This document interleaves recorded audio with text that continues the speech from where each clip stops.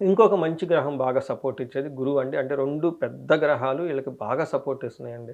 అందులోని గురువు వచ్చేటప్పటికి ఒక గ్రహం ఈళ్ళకి 2 విషయాల్లో కొంచెం జాగ్రత్తగా ఉండాలి. ప్రొఫెషనల్ మ్యాటర్స్‌లో కొంచెం హెవీగా ప్రాబ్లమాటిక్‌గా ఉండే అవకాశం ఎక్కువగా ఉంటుంది. ఈ గురువు వల్ల.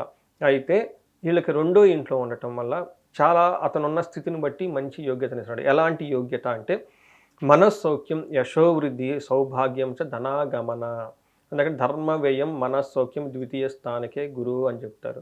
గురువు రెండో ఇంట్లో ఉండటం వల్ల మాట్లాడే మాట చాలా చక్కగా ఉంటుంది. మనస్సౌఖ్యం మనసులో అప్పటిదాకా వాళ్ళు టెన్షన్‌లో వస్తుందా లేదా ఇదేంటి అనుకున్న స్థితి నుంచి సౌఖ్యంగా హ్యాపీగా ఉంటారు. యశోవృద్ధి కీర్తి ప్రతిష్టలు పెరుగుతాయి. వీళ్ళు చేసే పని వల్ల మంచి మంచి ఆఫర్‌లు రావటం, ప్రతి ఒక్కళ్ళు అప్రిషియేయటం, గౌరవించటం, సౌభాగ్యం అంటే ఐశ్వర్యప్రదంగా ఉంటారు.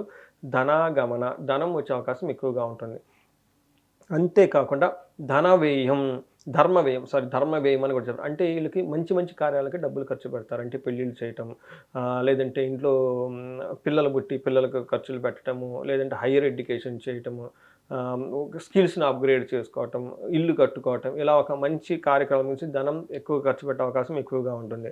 కొన్ని విషయాల్లో జాగ్రత్తలుగా ఉండాలి. అప్పులు చేసే అవకాశం ఎక్కువగా ఉంటుంది. ప్రొఫెషనల్ రిలేటెడ్ మ్యాటర్స్‌లో వాళ్ళకున్న స్టేటస్ గానివ్వండి, దీనికి సంబంధించిన విషయాల్లో కొంచెం ఫ్రిక్షన్‌కి గురయ్యే అవకాశం ఎక్కువగా ఉంటుంది.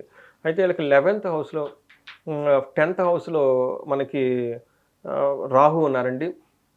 కొన్ని గ్రంథాల్లో మిక్స్‌డ్‌గా రాశారు. బట్ నేను చూసిన అంత వాటిలో నేను ఫాలో అయ్యే సిస్టమ్‌లో 10థ్ హౌస్‌లో రాహు వీళ్ళకి చాలా చక్కగా యోగ్యతనిస్తూ ఉంటారు.